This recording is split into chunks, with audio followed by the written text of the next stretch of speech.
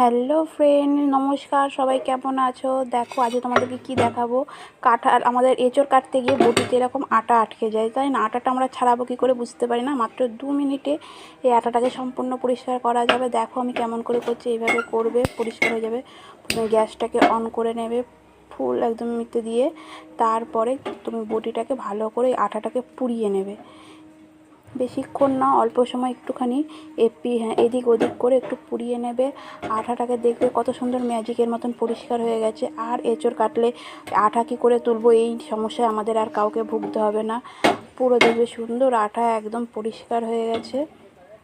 ভালো করে এপিট ওপিট করে আটাটাকে প্রথমে ভালো করে পুড়িয়ে নেবে, যেন আটাটা পুড়ে যায়। ভালো করে পুড়িয়ে নেবে। দেখো কত সুন্দরভাবে এটা দেখো পরিষ্কার হয়ে গেছে। এটাকে পুড়িয়ে নিয়েছি।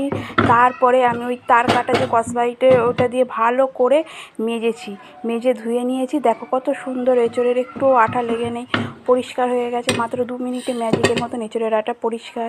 তোমরা একবার ট্রাই করে দেখো, অবশ্যই আমাকে জানাবে তোমাদের জিনিসটা কাজে লাগলো কি না। শুধু একটু ভালো করে মেজে নেবে, মেজে নিয়ে তারপর আমাকে জানিও। লাইক, কমেন্ট, শেয়ার, সাবস্ক্রাইব অবশ্যই করে দিও। Tata, by.